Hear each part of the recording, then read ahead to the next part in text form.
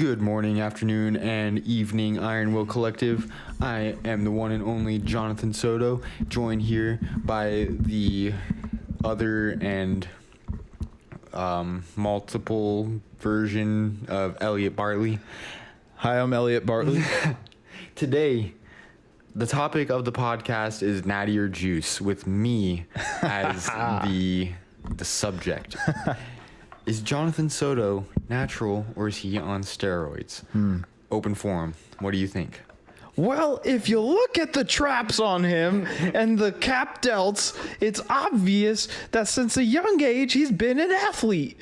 Who is this voice? You sound like some sort of Gilbert Gottfried You or don't. something. Yes. No, it's not Gilbert Gottfried. Have you watched any Greg Doucette videos? No, I haven't, but I've heard the name. He's pretty good, man. I highly recommend his channel. He changes his voice for his videos. Pretty sure it's intentional, but he sounds just like the parrot from Aladdin. But he's always doing Natty or Juiced. He's the one that Jeff Cavalier was beefing with most recently. That's where I heard his name. The fake weight guy. Yeah, dude, Jeff like got pretty heated, it seemed like. Well, it's undeniable at this point. I feel like that he was using fake weights, which I believe we touched on in a previous episode. But the damning evidence that I have seen is like his 315 bench press and like that 500 pound or 700 pound deadlift, whatever he's doing.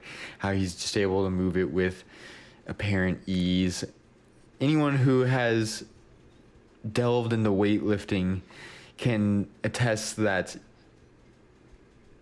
even like considering, like I've never even tried to lift either of those amounts of weight on either of those lifts, but I know where I'm at right now. Like a 300 pound deadlift for me is going to be significantly harder than his 700 pound deadlift for reps. Yeah. And that's just like, that's where I'm at, and I'm cool with that. And I'm not trying, and I have no urge to flex on the internet with more weight than I can move. That's not my shtick. My shtick, what I'm trying to make, is more educational, not so much like competition wise. Like, we're speaking to beginners here, not elite powerlifters or Olympians or anything like that. So I feel like personally it would be absolutely ridiculous to put on that front. Dude, I can't even understand why that would be a thing for somebody like Jeff. I guess in his case, maybe it's because lifts like that can generate a lot more attention, but he's already the number one fitness, I don't want to say influencer, but shit, I don't know a different word for it, because he's the number one fitness personality. Channel. We'll just leave it at that. He's the number one fitness channel in the whole world with like over 10 million subscribers. So this guy obviously has credibility, and he's proven it at least 10 million times to, a bunch of people. And you and I both, we, like, regardless of his fake weights, I'll speak for myself, I still like him. I still think that he has a ton of fantastic information. Exactly. And you can fact check a lot of the stuff he's saying with an anatomy textbook or whatever you got to see that he's not BSing for the most part. Like, I'm sure you could find, a thing here or there that is not exactly the most well thought out, but, for the most part, his information and ideas that he gives to his community are helpful. Well, he's no Vince from V-Shreds. Not everyone can be. He doesn't go hard enough in ads. No. Or abs. Jeff's abs are crazy. So I don't know what it would feel like to even be that shredded, because I've never been that low in body fat. But from what I hear, it's not comfy. I wonder how he does it. Well, he's either... It's like a genetic thing? He's either on steroids, or he's hungry all the time. Natty or Juiced. Yeah, and there we go with the Natty or Juice. You could debate all day about this guy and countless other people, but I think the only problem with his physique and his fake weight usage is that it provides an unrealistic expectation for the people who are watching his channel, because his channel does pander to beginners and more advanced trainees alike. Yeah. So for those beginners to hop on there and see, you know, whatever video he's pushing 315 like a hot knife through butter, they'd be like, oh wow, I'm gonna load that up, and then they die. They get crushed. They get annihilated. The guillotine. Yeah, exactly. But or they think that, hey, like I can cut down and I can walk around for 24/7, 365 yep. at a 9% body fat or whatever, and be enjoying my life. When ask any competitive natural bodybuilder what it's like during prep, especially toward the end of the prep when you are pretty darn lean, depleted, and exactly like you. Oh man, I've never cut down for a bodybuilding show or cut down to that level, but when cutting weight, I can tell you that it's not the most comfortable scenario to have your body in, being hungry and, you know, lacking energy. Yeah. It sucks, honestly. I'm sure there's a way you could adapt to becoming better under those circumstances. Smelling salts. Yeah, just constantly. Like every time you walk into a room, because otherwise you're a corpse, right? Yeah. You're just 9% body fat just fall corpse. Asleep while standing up. Like you need the smelling salts to give color back to your skin. Yeah. I don't know, dude. A lot of fitness personalities, and maybe not so much of like the bigger ones, but definitely a lot of the lesser known ones will be big advocates for pursuing realistic standards. And so that's why you see a bunch of people like on the gram, they'll do a before and after a non-posed, relaxed photo compared to posed with better lighting. And filters. Yeah. And so you can really see the dramatic difference there. And I don't think that Jeff is doing any of that. Like he legitimately has a freaky physique. He's very lean. He's like a walking anatomical model, which is really cool. It's gotta make you think. Juice. Like for a human to be able to do that. But, you know. It's highly likely. I mean, I wouldn't say that it's not, even though, you know, he talks about his philosophy on it. And I think that his philosophy is still valid. He probably didn't use it for a long time, and at this point it's more than likely something that's doctor prescribed, because naturally testosterone is going to start to drop in production after a certain age, regardless of how many asparagus you're eating or like how little carrot cake. Yeah, exactly. Oh, the carrot cake. But, you know, I think that what he brings to the table is more between the ears than below the head, you know, as far as physique. Yeah, he's got a great physique, but I think his knowledge is what his biggest asset is to the community. I think that he is not fibbing when he is giving advice on how a natural athlete should train, because I believe that is mostly who he does train in, like professional athletes who are drug tested, and they, you know, have a lot to lose by, you know, doing steroids or something like that, like getting suspended from their sport or possibly even losing their job.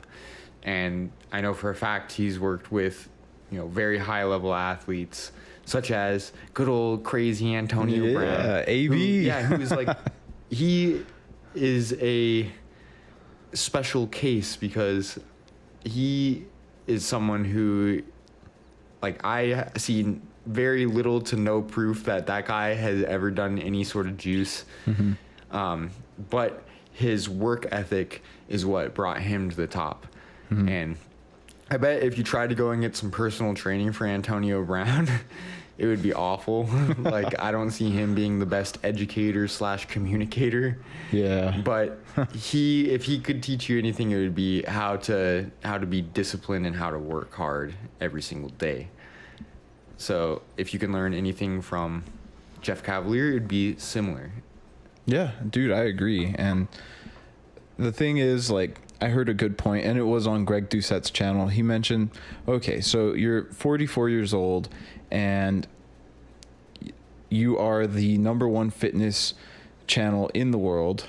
So wouldn't it benefit you to have that body year round in order to keep producing this content and use your own image for your thumbnails and all that kind of stuff, it kind of gives him more credibility, the fact that he looks as lean as he does. So why wouldn't you use something that's legally prescribed? If he were to go to a doctor and get tested for his testosterone levels, unless he was some kind of anomaly that does not seem to drop testosterone production naturally after the age of 30 years old as a male, then he's probably going to get prescribed, just HRT, hormone replacement therapy, whatever that protocol would be for him. I don't know, because I ain't no doctor. Yeah, baloney. I don't know, some Deca, some Dianabol, just straight into the eye, because he's that hardcore. Yep, I mean that's the only way you're gonna be able to hide the track marks for the camera, right? on your butt. Muscle marker it. Yeah. Well, there are a lot of other people out there who you can make the same claims about, but do those people provide the level of information that Jeff does? For the most part, I think not. Yeah, I think not. Look at let's see here, who that Brad Castleberry fellow. He's one of the most infamous, that if you're not familiar with him, look him up, and you're probably going to find mostly satire about the guy, because he has been exposed long ago for using fake weights, but for a far more, for lack of a better term, clout chasing purposes. He's trying to generate views and attention. And he's trying to show clicks. Hey, this is a world record lift right here type of thing. Nah. And it's like, okay, that is far more skeevy than using some fake weights for some demonstrations. But try to get a similar level education from the videos that guy puts out. Or I don't even know if he has a channel. I just know of him as a person out there, and I've basically all I've seen on him is making fun of him. So it's got to be good. Oh yeah, absolutely. He's got a tiny head compared to his body. Dude, his body's just huge. Come on. Yeah, he's juiced up. He needs to proportions. He skipped head day. He needs to read a book. He's what he needs to do is get some brain hypertrophy going. Yeah, seriously. Dude, I like Scott Herman. I think he's pretty good. He's got a decent amount of knowledge. Definitely. I mean, I'm not the Scott Herman fanboy over here. I very rarely watch his videos, especially compared to Athlean X. So I mean, when it comes to a lot of the content that I personally consume, I'll start with the Athlean X because it kind of gives me a platform, gives me a good idea of what my next question might be and what I think I need to be learning about. Scott Herman for me is a little more general, but still checks all the marks off the boxes. He's got experience, he has in-depth knowledge, and he presents it in a pretty palatable way. I think it's good. Yeah, he's not bad. I haven't watched a lot of his videos either, but from what I have seen, he seems to be not the worst. Yeah. Which is saying something in this industry. And, that's something we're really going for, is to be not the worst. Yeah. Don't want to be the worst. But I think you can take a lot of credit from somebody if they are willing to be, very candid about their physique and their statistics as far as their numbers and lifting and stuff like that. Because take someone like Omar Isuf, for example. There's not a doubt in my mind that he's juicing. Absolutely juiced. Really? No. He does take pretty straightforward. He does take illegal creatine, and that is a topic for another podcast. Isn't he the creatine kingpin? So I hear, but the DEA is probably hot on his tail, so he won't be around for long. But location unknown. Exactly. Toronto. But in all actuality, the information that he puts out really geared toward natural lifters, and he does a really good job of personalizing it or making it really human. Yeah. Whereas someone like Jeff Cavalier would be real scientific about it. Omar still holds science in high regard, but at the same time he's gonna communicate it in a more way that you'd get from your buddy at the gym, as opposed to a professional strength and conditioning coach for pro sports teams type of thing. So, I mean, you got all kinds of options that you're going to get your information from. And we know one thing, that if you're hearing this right now, you're getting some information from the Iron Willies. And we try our best to share only information with integrity. We don't want to lead anybody astray with anything. And, you know, we're probably going to be wrong a few times on the road of what we're sharing. And if you see us, you know, saying any BS or whatever, please educate us, because we're not perfect either. We want to continue to learn. We know that we're neither scientists nor are we professional athletes or anything like that. We have a lot of learning to do too, but we feel as though we have a good amount to give to the community. Yeah, dude, definitely. They say that direct experience is the most valuable form of education, and that's something that both of us have really tried to embrace, is kind of just getting in there and trying it out, doing it for ourselves. Because before I actually started training people, I read books on how to train people, and yeah, that was cool, but it was nothing like actually having a physical person in front of you. There was a lot of trial and error that went with that, and it gave me a lot of insight as to, like, okay, there is so much variety with people, and you have to be prepared for so many different scenarios. There's not just one approach ever. Like, dude, you're dealing with a complex organism with a person that has a personality attached to it also, and, you know, its own wants and needs. And don't forget about the needs of their cat. Yeah. You have to if you forget the cat, then that's it, man. Like, your client's done with you. Exactly. They're done. But it's so nuanced, and that's the fun part of it, is like every client is like trying to solve a different puzzle, and that's exciting. But also, just as a whole, like trying to take in the information and sorting it out in your brain in a way that it all makes sense, so that way you can use the knowledge that you have at the appropriate time, so it's easily accessible in your head. And I think that comes through reps and reps and reps, but also just different scenarios. And that's why it's so cool to look into these channels, because they too have been through a lot of stuff. So depending on the channel, you might get some good quality information. Maybe this person has actually worked with a good amount of people. Like, I think Omar Isuf, he's trained a lot of people. And the cool thing about him is he works so often with just like the super evidence-based crowd. I mean, he's right there with Eric Helms all the time. And this guy's doing actual research on muscles and, you know, muscle building, nutrition, just so many different things. And it's all through that scientific lens. So he has a really great vocabulary and base of knowledge and standard to uphold. And Omar takes all that stuff and he kind of breaks it down a little further, so makes it even more palatable.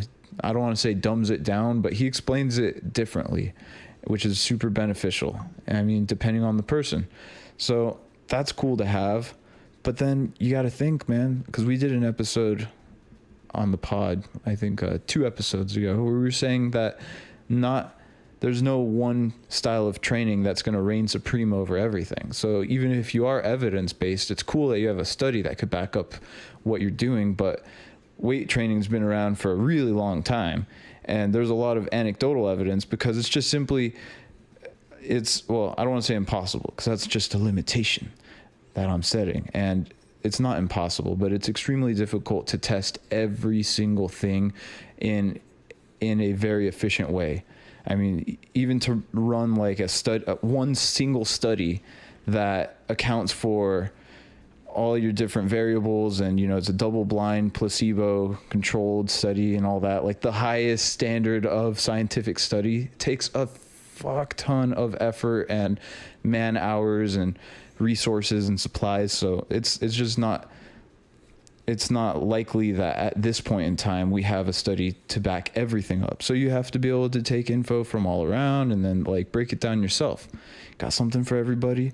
And here, as we speak to the Iron Willies out there, whoever's listening, we try to take all that we know and break it down for you, so you guys can use that going forward. So with that being said, welcome to episode 28. It's a fist fight in here. Hope you brought your boxing gloves.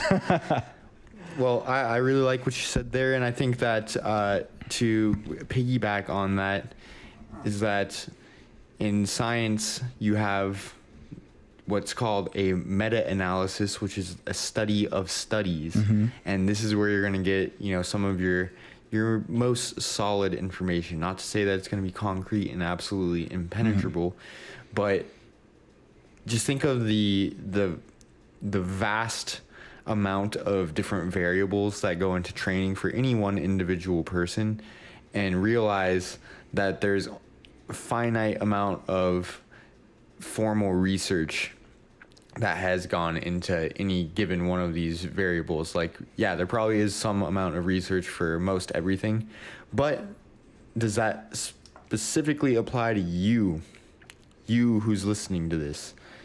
Probably not, unless you took part in this study and you were like assessed by a professional. Then you probably still have to do some trial and error work for yourself. But that's, in my opinion, kind of part of the fun, is trying new things and seeing what works for you, you know, learning from your mistakes when something doesn't, and testing your willpower when it comes to getting back on the horse after you fall off, after you experience a failure in something. So I think all of this is these things are very important parts of the process. Got to keep on rolling.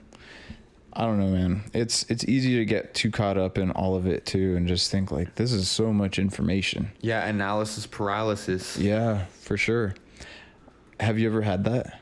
Like, you know, I don't generally think at all, so I kind of just like go based on like the scent in the air. Yeah, pure instinct. Yeah, just kind of do what you think is right in that moment in time, and deal with the consequences later. You know, they say it's easier to ask for forgiveness than to ask for permission. Right, dude. It's like you're improvising through your life. Your life is like a jazz song. Well, you know, I don't know if we talked about this on the pod before or when, but I like to treat life kind of like a game, kind of like a video game, some sort of RPG or something like that, where, you know, nothing is like life and death important, or not everything is life and death important. So you have a lot of room to try different things, and you know, failure is a very important part of the game. And it builds character. Yeah. I think of it kind of like a movie sometimes. And, you know, most good movies follow a good story arc. And I think the best and most well-known story arc is the hero's journey. So that one's broken down so many times. It's like, it's pretty much as old as people are, I think, the hero's journey. So we conceptualize Gilgamesh. It so many different ways. Yeah, dude. I mean... all the way from Babylon to freaking now Bollywood or whatever. Like, we've all got the hero's journey going on. And you know, I want the Euro's journey. Take me to Papulis. Dude, that'd be a cool like meat dish or something. Just like, oh, the Euro's journey. Yeah. That'd be a big plate. Anyway, continue. Ooh. Sorry. Got me thinking now. Need some tzatziki on my life. But if you think of your life in terms of like a movie, I mean, regardless of the situation, you're either on the upswing or the downswing. So it's going to be kind of one or the other. If you're in the middle, well, you might reconsider what you're doing. Well, I peaked in 7th grade. Dude, so it's just been a constant downswing. Yeah, pretty much. You're just going down ever so slightly. Well, yeah, I found my first gray pube today. Well, I peaked in 6th grade, man. What's up? that was it for me. We're gonna make this a competition here. And if we really get technical, 5th grade was where it really all ended. Yeah. No. I don't know, man. It's scary to think of like peaking at all right now. I don't want to peak. I just want to keep going. In many different areas of your life. That's true. Like your physical peak will probably come somewhere in your 30s. before things start going downhill, but which you can't fight entropy as a human unless you find that fountain of youth, which just so happens to be almond milk. I thought it was carrots. Oh no, those are specifically for eyesight. I've been eating like 6 carrots a day, but I still have to wear glasses. Oh damn. Are you at that point yet where you can heat things with your eyes just by looking at it? No, but my skin is a little orange. Oh, that's cool. I mean, that's what our supreme leader has. Exactly. And he's pretty much setting the standard right now, so. Man, that just reminded me of your haircut. The supreme leader cut. That's so funny. Oh my god, dude, so heartbroken. That just like kind of makes me want to go get that haircut just so I can tell people this is the supreme leader cut. That is actually when you peaked. Is when you had that haircut. Life's just never been better since. Well, life is what you make it. As that one guy in Joe Dirt said, he's like, you like to see homos naked? Saying life is what you make it. Yep. So we here the Iron Willies, we like to see homos naked. So we follow those words of wisdom in our life. Yeah. Never forget.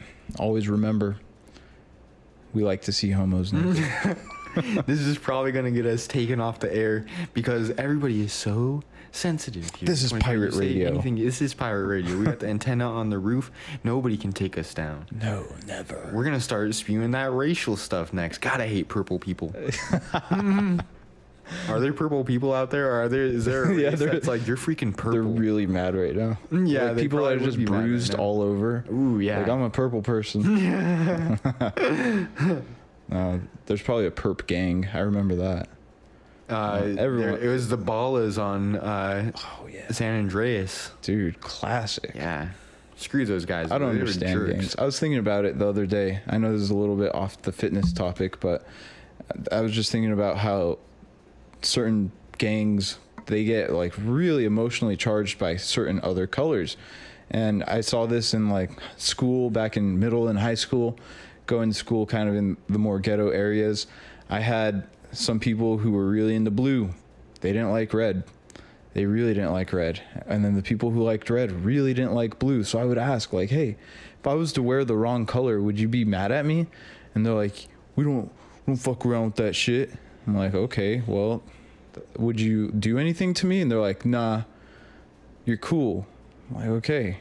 But I don't get it. What if they didn't know you? What if you were just like driving down the street and you drove past a group of people who love the color magenta and they're all decked out in their magenta gear. They got their magenta bandanas on and you're over here wearing maroon. And they're like, who does this guy think he is? They've never seen you before. You're just walking on the street. You just have a shirt on. It's just maroon. Dude, they're going to beat you up for that? It's so ridiculous. If they did, well, actually, you know what? There are people out there who literally go and like assault people for literally no reason. I'm gonna say literally one more time just to have the trifecta. But I don't know. You got gang initiation type things where people will have to go and beat up an old man to get the street cred they need to get in the gang, which is like. Wow. Yeah, because that's world's scary. That's super cool, right? Yeah, just like I don't want to go out and just get beat up for absolutely no reason. If I get beat up, I want there to be a good reason for it. Dude, I remember there was one time we were driving through the south side of town here in Tucson, which can be a little hairy sometimes. You gotta kind of watch your surroundings. And we were leaving this apartment complex in Alina's blue car, and this teenager, he must have been about like, I don't know, in between 12 to 14 or something. He's got no shirt on, blue bandana tucked in his back pocket. No, he's just like, he's the body of a teenager that probably lives on Hot Pockets. And I would know because that was me. Sounds tasty. But he's walking around and he stood right in front of the car and wouldn't let us move. And he started looking down and he looked at the color of the car. He didn't like it. So he... Like I said, I don't know if I said blue or red bandana. but it wasn't the same color as the car. He had a red on and the car was blue. He was mad that we were in a blue car. So he started giving us this funny look, and he hit the car even, and he started walking around like some angry, I don't know, like we offended him or something by driving a blue car. And we're just like, okay, whatever. Man, all right. And back to, having a rough life ahead of you. If you're going to let that get under your skin, like, I don't care if you are the most hardcore gang member in the world. And if you see something that's completely unrelated to your world, just like another person living their life, just in this car that they probably didn't buy brand new and choose the color of. They're just like, they found a good deal on Craigslist. Like, here's a good car. I don't care what color it is. And they get mad at you about that. That person's a psycho. Yeah. A legitimate psycho. I agree. They need help. Dude, it's clinging to dogma, man.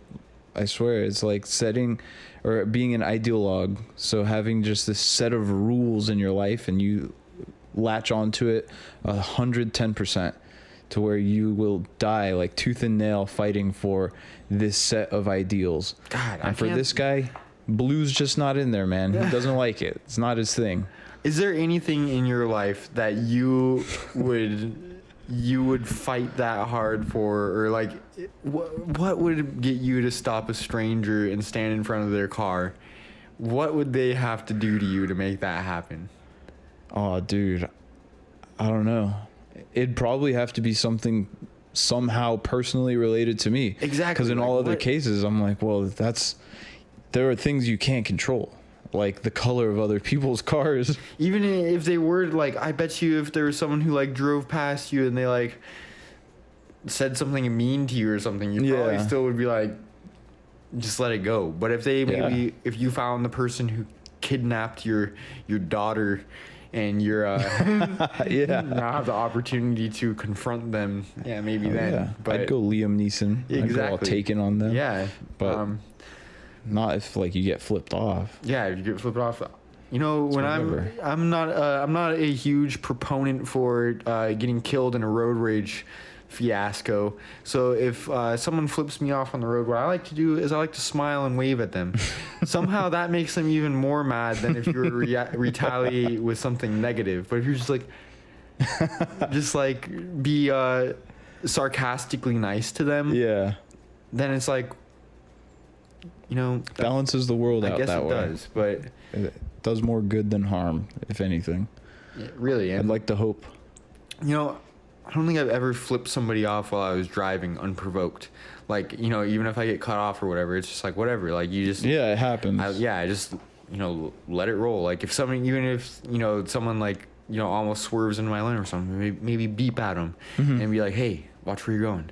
Yeah. Or something like that. But, I have this one good buddy of mine who a few years ago, he was, like... driving and someone like almost hit him or something like that, and he yelled out the window to the guy something along the lines of learn how to drive. And this guy like followed him to a parking lot and then came up behind him and like put him in a chokehold. What? Just for him being like, well, it was the guy's mistake. Yeah, it's something. And then my friend being the good guy that he is, like the police came and stuff like that. I think there was a police who witnessed like this stuff happen and they came up to them. The police was like, you want to press charges on this guy? My friend's like, just have him replace my sunglasses because he broke his sunglasses. And he's like, I don't want this guy to go to jail. His daughter was like in the car with him and stuff like that. Like he's super cool about it, even though this guy was an absolute douche. Yeah. And he could have, just been like, yeah, screw this guy, like throw him away. I don't care. But I just think that easy come, easy go, man. Exactly. I mean, shit happens and you can't control everything. My outlook is always like, if I get cut off, I'm only gonna be upset if we were to get into a collision or something. Like that would suck ass. Then you get out of the car and then you fight them. Yeah. Like any you crawl. would. Yeah. You crawl through the windshield because your car flipped over. You go Terminator. You lift their car up and drag them from their windshield. By the hair. Yeah, exactly. And then there you go. You get to pulping. Yep. But I don't care otherwise, Exactly. I'm pretty normal. Deal otherwise, yeah. But, that's just be careful out there, because you never know who you're gonna encounter. You never know what type of psychopath might be in the car next to you. Yeah. Which is like legitimate. Like there probably are a lot of psychopaths out there, as we're hearing from these couple stories.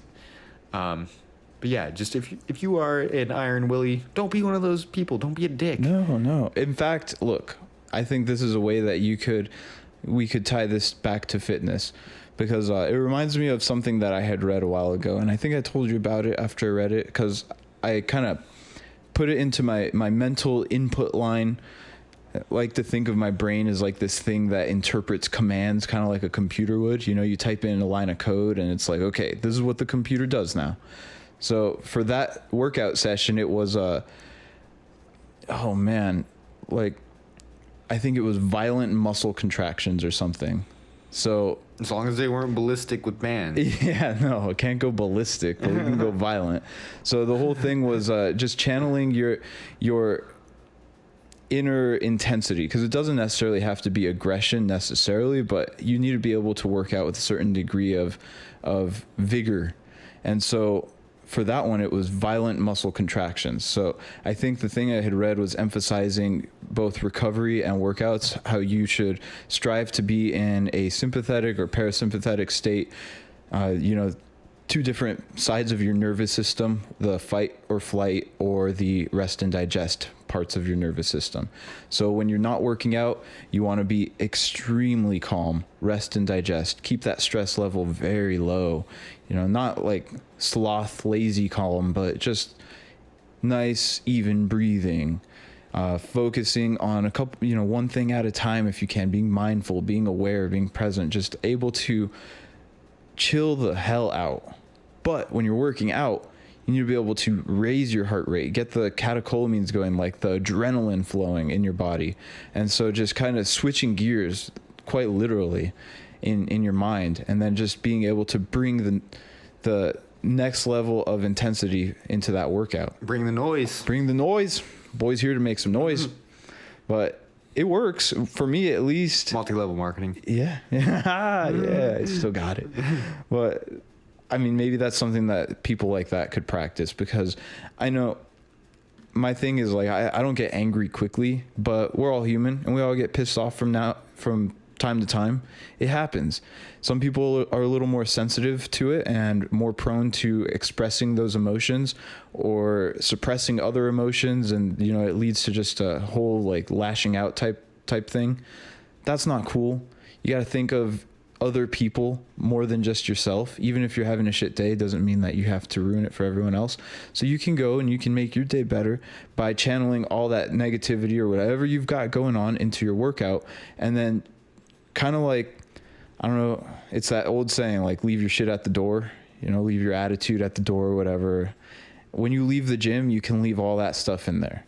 So you're just there to work out. You're focusing on the workout. There's nothing else that matters, just the workout. And then finally, when you're done, nothing else matters except for recovering and being chill. Yeah, and a lot of people will use exercise as that outlet, and enough people to where I think it actually works. Yeah. There might be some merit behind it. But that's something like I'm not familiar with any real studies about stress reduction exercise. I'm sure there's something out there that has some. I mean, that would be a really hard one to test too, because other than like, I don't even know how you physically test levels of stress hormones in the body. Like, can you do that with a blood test? I think it's a blood test. So it'd be cool to take like an anger management group. Yeah, and just like put them through a periodized program or something. Yeah, and then put them up against with like some monks or something. Yeah. They're just like control group, and see if resistance training isn't an effective stress reliever for a decent period of time. Yeah, that would be interesting. That's gonna have to be the next study that we fund with all of our Iron Will money. Yeah, well, easy. I mean, we have more than we know what to do with here. So. Exactly. Like, if you want some money, just like send us a message. We'll send you a couple bills. Yeah. Hey. Like literal bills. Like, you'll have to pay us. That's why we have so much money. Just for the correspondence alone. Yeah. Just like, it takes a lot of time to write a message out on Instagram. So Dude, man, I don't know. It's a thing though. I wonder how it works with prisoners. I'm sure some of them go in and they're just like always angry. Maybe through working out and stuff, they're able to chill out. But I don't know. That's a stressful environment. Helps to relieve some stress. Just momentarily, I feel better now. Right? Or maybe like like a serial killer or something. They must murder to satiate their rage. Right, feel that bloodlust. Yeah, I mean it can go to all extremes. Like you could have someone who goes and just like having a bad day, go home and they just jerk off. Yeah, and they feel better. All the way up to someone who has to go and kill somebody. Yeah, dude, the same sort of release. I think in those cases you're chasing that dragon still, where you're trying to get something that you had at one point, and now it's just harder and harder to get to. Yeah, I don't know. You gotta love the journey, man. If getting off is your thing, then maybe it's not so much about the final boom, but more just like the process of it. That's what feels good. It's not about, I don't know. In our case, in working out context, if you feel satisfied with your physique or your health level, or I don't know, just in general, maybe you win a contest or some type of event or competition, or you win a competition against yourself. Like that's all super cool. But what are you going to do after? You have to keep going. You either keep going or you die. You just end the book there. Yeah. But, that kind of makes me think of the type of person who likes to date purely for the chase. They like to try to get somebody to like them enough to, like bang him or be their boyfriend or girlfriend or something. Yeah. And after that, it's just like, all right, I got what I wanted from this person. Time to move on.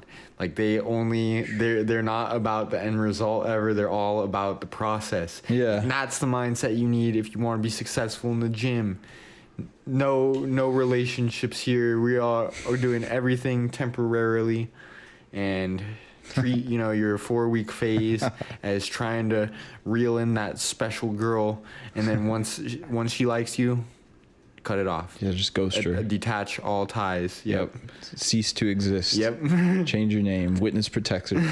Just move away. But the cool thing about the gym is that you don't have that option. Just move away, because guess what? If you give up on your journey, then you're gonna have to start back from square one again. And it's not like you have, like, you may know something that you didn't know before. You may have some degree of muscle memory that might help you return to your past self, but it's gonna require a lot more work than just trying to win a person over.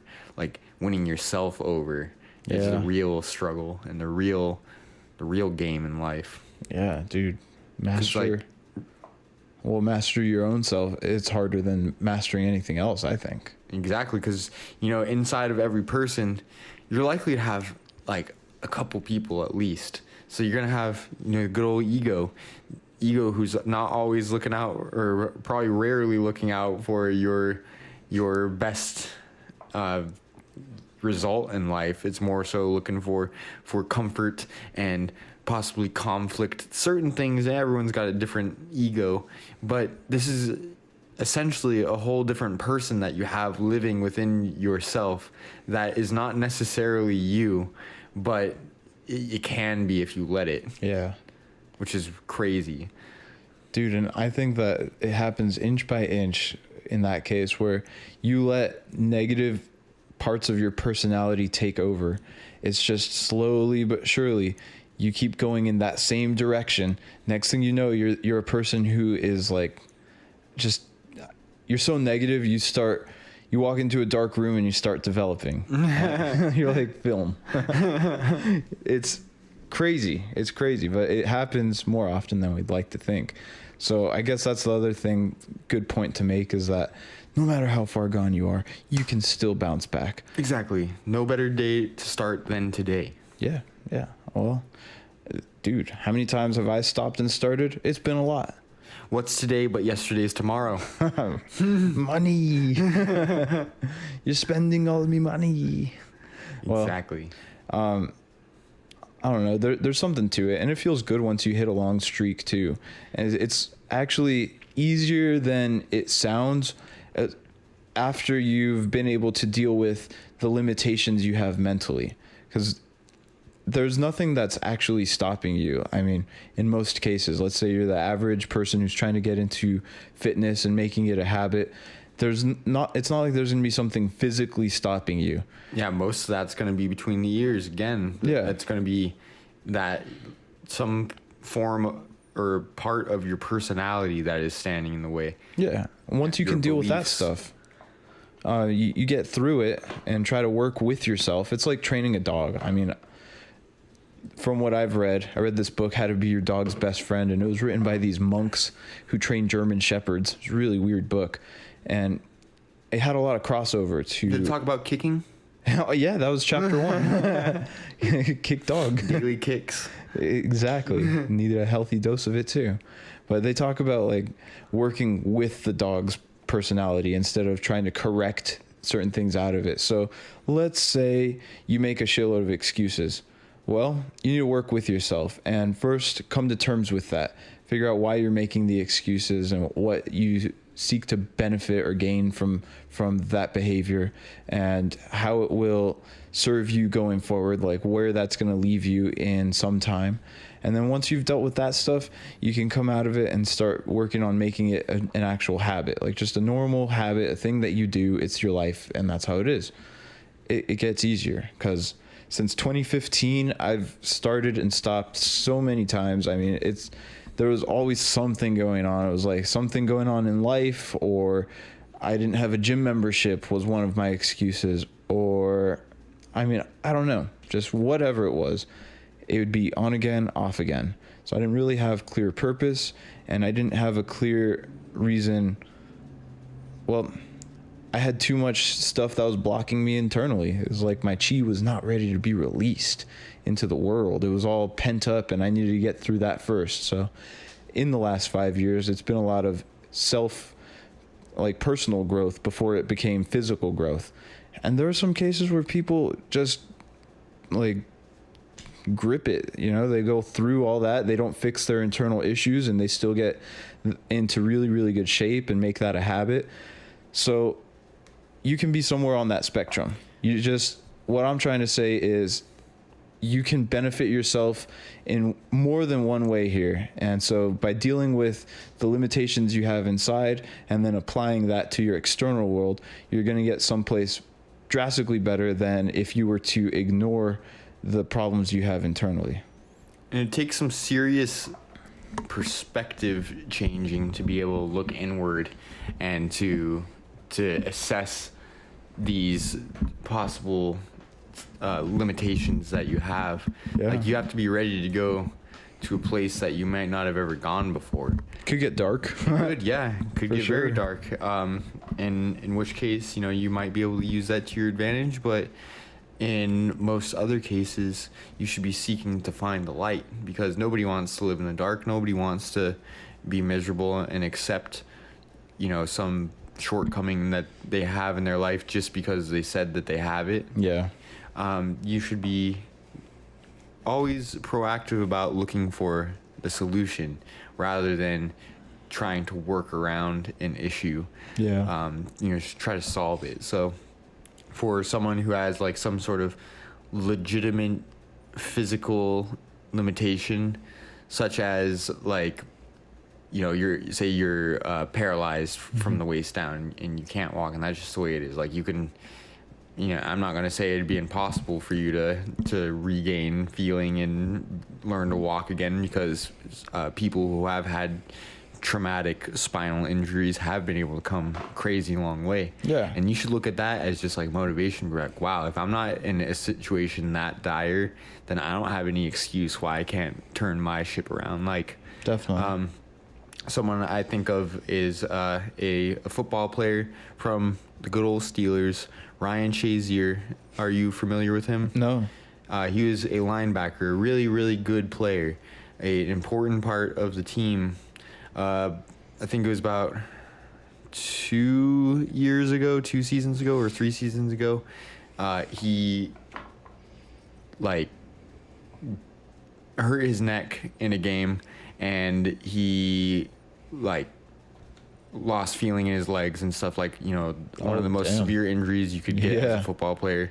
Not full-fledged paralysis, but he worked and worked and worked, and like as of now he's able to walk, and he's able to you know, do things that, you know, after you saw this injury you think like, wow, this dude's gonna be in a wheelchair for the rest of his life. But he's like, no, he's like, I want to play football again. Who knows if he'll get back on the field. If I was him, I'd be like, I'm good. Maybe I'll coach or something. I'm not trying to get paralyzed again. But, you know, it's admirable, the work that you can put in and what you can change in your life, even if you think that the odds are insurmountable. Yeah, dude, you can do so much. And I think maybe one of the hardest parts for a lot of people is not having that instant gratification. We talk about it a lot, but it's true. It's worth bringing up another time. It's a really big part of fitness and the lifestyle needed to kind of distance yourself from the need for instant gratification, or to be able to shift your perspective and find that gratification in less obvious places.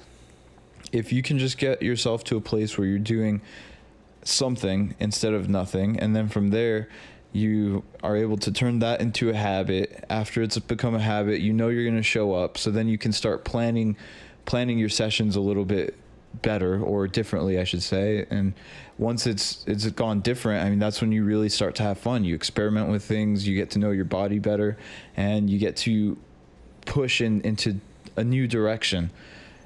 Everyone has to get over that first hump, and it sucks, man. It's not the easiest one. It's probably the most difficult one, because after that, everything else is like a short-term problem. But they're all humps, and you have to know that. You know, you might have this big one to start out with, but you got to know that it's preparing you for all the future humps that you'll have to traverse. My hump right now is I'm trying to get stronger and bigger. I am not satisfied at all. You don't need to get any stronger, any bigger. We're already having the Natty or juice conversation about you over here. I don't want people on the internet. I don't want people on the internet to speculate.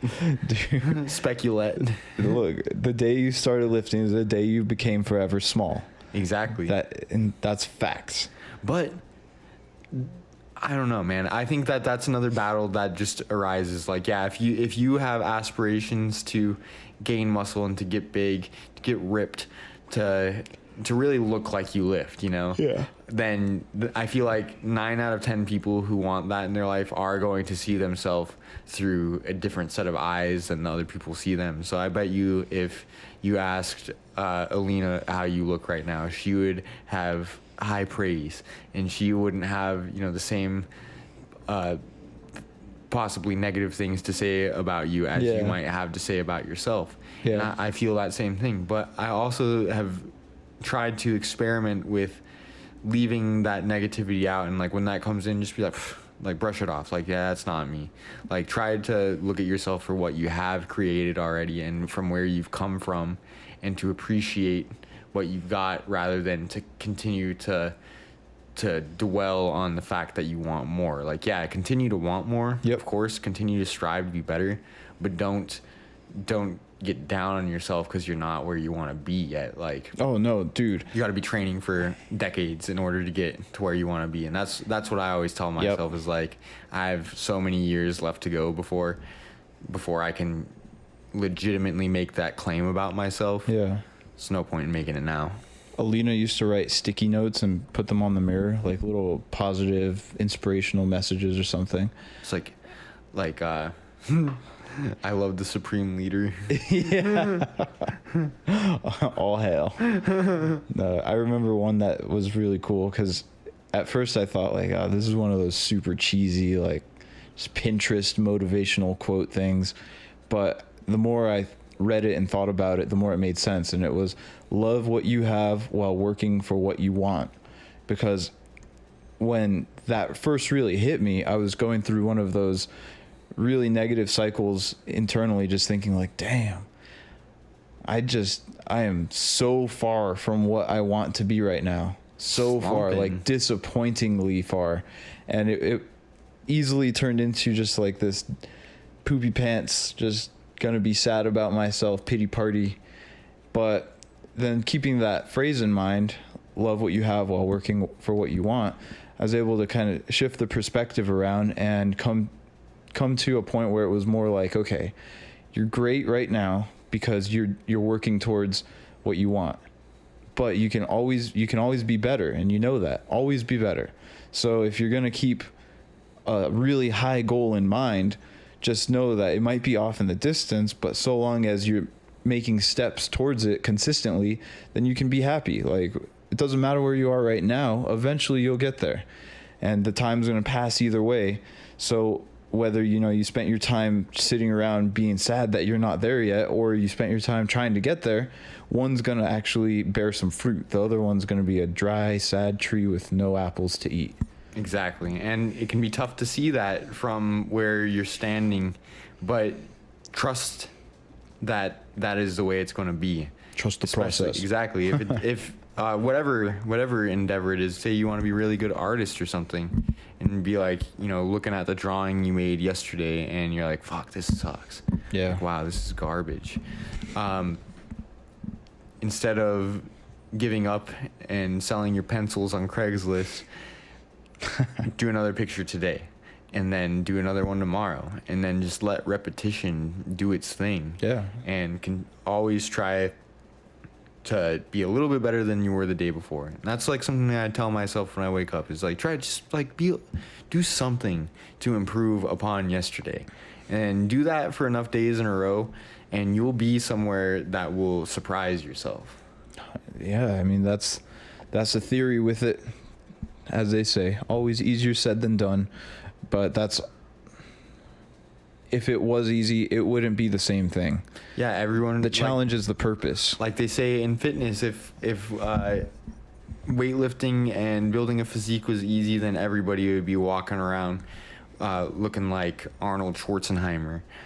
But that's just not the case. No, it's really not that easy in most cases, in most times. But I mean, for me personally, that's what makes it fun. Dude, you ever play a game that's too easy and it sucks? Exactly. It's like, why am I even playing this? It's a waste of time. Exactly. Like you, in my NCAA game that I like, I've been doing a dynasty, which is where you go and you basically be the coach of a team that you pick, and you can stay with that team, or you can go to another team or whatever. Nice. And you play through the seasons. I was playing as one team, and I was winning too much, and it wasn't as fun. Like, it wasn't as realistic, I felt. Winning too much. Exactly. Yeah. No, like, my team was pretty good, and I was like pretty easily smashing the competition. Like, I would lose a couple games here or there, but I was always highly ranked. And after a while, it just gets a little dull. Mm-hmm. So I started a new dynasty at, like, they rank the schools between 1 and 6 stars. Mm-hmm. So I went to a 1-star team and chose to just be not even the head coach, the offensive coordinator. Just start super small. And, when you do that, you can only control so much of the team or whatever. So a lot of it's out of your hands. But I was like, I want to grind here. I want to have a struggle. I want to play with a team that's not that great and see if I can win some games. And it's a lot more entertaining. You get a lot more close games, a lot more nail biters, and you can look at the same thing for your life. Like, actually, if lifting weights was super easy and you could put on a pound of muscle every month, that would be awesome. I would have no complaints. I wouldn't want to downgrade to a lesser body. I'd be like, all right, this is sick. Just keep going. Yeah, but at that point, you're juicing. No one natural can do that unless it's your first like freaking year of lifting. Yeah. And even in that case, that's even a stretch, a pound a month. But either way, chasing pleasure can often result in the desire for pain to provide that pleasure in the future. Yeah. So if you balance. Exactly. You need to balance that out, and you need to learn the value of hard work and appreciate where that'll get you. But we're about out of time here today. Do you have anything that you'd like to add in closing? Man, well, let's see. Here we are, mid-July. We've been at this for a couple of weeks now. Hasn't rained yet. Nope, hasn't rained. Just want to document that. But looking for toads. soon. As soon as the rain comes out, we're going toad hunting, baby. But toading. That sounds fun. Just toading the line. But in closing, what do I want to say? I just want to say thanks again to any of our listeners out there. Raul. Yeah. Woo. What up, Raul?